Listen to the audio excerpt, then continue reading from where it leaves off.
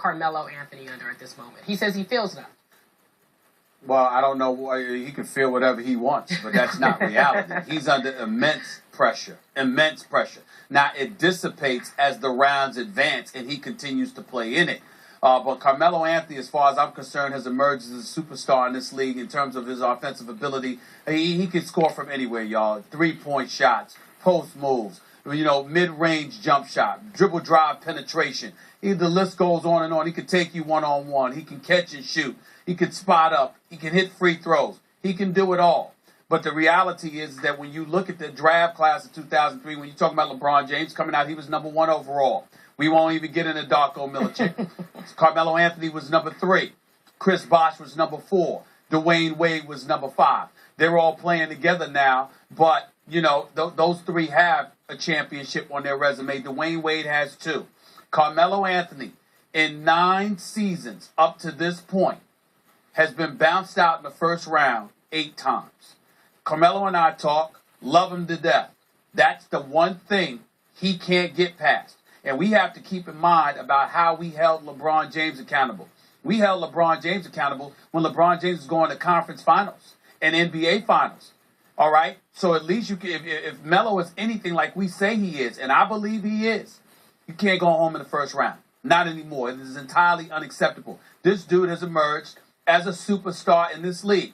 With great talent comes great responsibility. Now, that doesn't mean that you have to win a title, because we all look at Miami as the superior team in the NBA. We look at Oklahoma City as a superior team out west. We see teams like Memphis and the Clippers. There's a lot of teams that the Knicks could potentially lose to if they were to ever get to the NBA Finals. But there is no doubt, outside of the Miami Heat, you should be able to beat anybody, especially in the first round. That's why you've got the number 2 seed. That's why you've got home court advantage. And that's why you have a superstar in Melo, because he can close. You have the parts around you to keep the game close into the fourth quarter. And then it should be Melo time. And he should be able to close the deal, because it's what superstars are called upon to do. I can't give him a pass on that. He's big time, but because he's big time, I have big time expectations. They did not give this man $85 million for the regular season and to be home by the end of April. They gave that to him to be box office into May at the very least, and potentially June, or at least knocking on that door. The pressure will go down as the playoffs continue and advance. But for the first round, it is immense pressure on him, because the Knicks should win this series against Boston, and Melo should be the reason why. Jamel, how much pressure is on Carmelo? I think this is the most important playoff series of his career. I don't think there's any question. What Stephen A. said was 100% right, except for I haven't anointed Carmelo to be a superstar yet, because I've been waiting to see what he's able to prove in a moment like this. Certainly, they didn't give him $85 million for the regular season, of course, like you said. They also didn't give him $85 million to be the scoring champion. So I think that right now he's got to show that, like a lot of the other league superstars, when you're a superstar, you are able to transcend. You're able to get players around you to play a little bit beyond what their ability is, and that's the kind of stuff that I want to see from him in the playoffs that I have seen from him in the last month. I think this is one of the most well-rounded seasons that he's ever had. Assists, rebounds. He's doing a lot of the little things, playing defense that I don't think that we saw enough of. We know what he can do as a scorer. He's arguably the most versatile scorer in the NBA. Like you said, Stephen A. can score from anywhere, but can he do those other things to inspire and motivate his team, particularly since, we don't know how healthy Tyson Chandler will be or how healthy Kenyon Martin will be. A lot will depend on Melo, and not just from a scoring standpoint. Which leads me back to Stephen A. I do need to know how healthy all these people are. Kmart, iffy. Tyson, a little iffy. How about Melo, Stephen A.? Had a shoulder banged up the other day against Indiana. And again, he keeps saying he gets his knee drained, which is never a good sign. How healthy is your team? Well, the team is questionably healthy. There's no doubt about that. And it doesn't help that Mike Woodson, who comes on my radio show every week with Ryan Rook on ESPN New York 98.7 FM in New York. Listen, Mike Woodson comes on every week. And just the other day, he told us that Kenyon Martin and Tyson Chandler should be ready for game 1 of the playoffs. That's what he said. But he also had anticipated that Rasheed Wallace would be all right. Yeah. And then the next day he retired. And this is not the first time we've had situations where we thought guys were going to be okay, and then come to find out they were worse off than we thought. So the New York Knicks, I would say right now, give them the benefit of the doubt from the standpoint that they'll be ready for game 1. How healthy they'll remain beyond that remains to be seen. That's the question mark. So, to answer the question that we started with, I hope Carmelo's being honest. I hope he feels no pressure, because he should be feeling immense pressure. I'm with Jamel, maybe even beyond Jamel.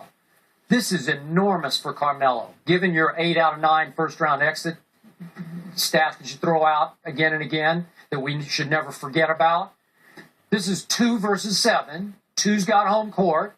And yet, let me go bigger picture here. This is my takeaway from all this. This is a huge break in the big picture for the Miami Heat. They're prohibitive favorites already. They should be a lock now, because their 2 biggest threats to me are being forced to go head-to-head, and the one's going to get eliminated in the first round. Wow. I even think Boston is a little bigger threat to the Heat just because of matchups than even the Knicks right now. Because of Paul Pierce, Jeff Green, they can at least bother LeBron a little bit. Jason Terry can sometimes bother LeBron just with his mouth. LeBron tries to get even, and got a little even with that dunk on him the other day. But my point is, I think the Knicks should win because of Carmelo, but it's going to go 7, Stephen A. I'm curious what you think, but I got this going to the wire in Game 7, and I do think that the new scoring champ, Carmelo, who does have a big clutch gene, I think it's going to take all of his clutch gene to win a Game 7 against this game Boston team. I got the Knicks closing this series out in 6 games. I've got J.R. Smith assisting Carmelo Anthony in order to pull that off. J.R. Smith, who may be the 6th man of the year, by the way. I also want to point out this, because I think it's very, very important when we look at this series. Yeah, the Knicks are not themselves due to health issues, but neither are the Boston Celtics. Ray Allen departed for Miami, and Rajon Rondo, who elevates his game come postseason time, is not there because he's out for the season with his knee injury. So the combination of those 2 things, the Boston Celtics are not themselves. KG just came back recently. He wasn't 100%. The New York Knicks should win this series. It's going to be tough. Boston's got a lot of heart. We know this. But the New York Knicks should win this series in 6 games. Stephen A., let me get Jamel's take. I do think that the Knicks, I agree with both of you guys, that the Knicks are definitely the better team. But all those reasons, all those factors help, and certainly Boston not being what they were or what we've seen from them health-wise in the last couple seasons, Carmelo's not going to get any excuses, whether it's his knee, whether it's Tyson Chandler, the fact that this isn't your typical 7th seed that a team would face at this point. You know, you're talking about a team with championship pedigree that has the strongest will, arguably, of anybody in the playoffs. They're not going to get that pass, but I think this is going to be a tough, physical series. And if the Knicks, assuming that they go on, you have to wonder what kind of impact this will have on them the rest of the playoffs, because I think they're going to have to fight every single game to win. This is not going to be an easy series. Easily, I think, the best series of the playoffs in the first round, by far. And Stephen A., I got 2 last words for you. Doc Rivers. You a little worried about that? Yes, sir. And that would be a yes. Good point. No.